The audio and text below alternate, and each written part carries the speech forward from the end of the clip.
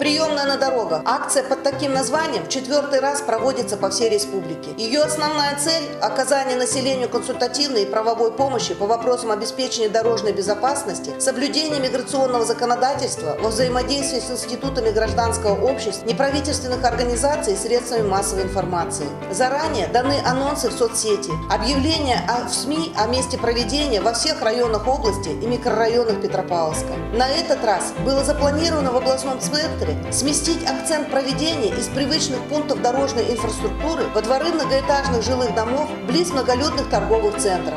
Большую помощь полицейским оказали отряды юных инспекторов движения, раздающих наглядную агитацию участникам дорожного движения. Реакция водителей на детей в форме изначально положительная, а значит, от визуального восприятия путь к сердцу водителя и доходчиво, и трогательно. На установленных LED-экранах демонстрировались профилактические ролики и фильмы, приводилась статистика по авариям в регионе, проблемам в дорожно-транспортной сети и пути их решения. В проведении акции активное участие приняли члены консультативно-совещательного органа при департаменте полиции, блогеры, журналисты региона. Принимал горожан и отвечал на их вопросы на участке близ торгового дома «Сокол» начальник областного департамента полиции, полковник полиции Марат Тулебаев. Мы находимся в прямом эфире, продолжается акция «Приемная на дороге» республиканская.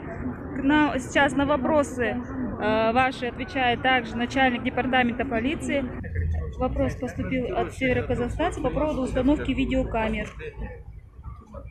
И на этот раз поднимались конкретные проблемы по разным участкам дорог. Жительница Петропавловска Дарья Шпакова рассказала главе полицейского ведомства о том, что участок дороги между улицами Жукова и Шухова небезопасен для пешеходов, зачастую торопящихся перейти улицу в неустановленном месте. Горожанка попросила установить пешеходный переход на участке дороги у одного из самых крупных торговых домов областного центра, где всегда большой поток транспорта и пешеходов. Полицейские сразу же после обращения выехали на место, изучили такую возможность, дали представление в ЖКХ, а через несколько часов уже установили новый пешеходный переход со светоотражающим эффектом при помощи ТО «Дорсигнал». И таких примеров оказания быстрой помощи немало. Такие же приемные развернуты во всех районах области. Полицейские оказывают правовую помощь, разъясняют, консультируют. Эффективной формой работы стала практика проведения прямых эфиров в соцсетях. Это позволяет не только моментально и квалифицированно из первых уст получить ответ, но и дать возможность другим пользователям в удобное для них время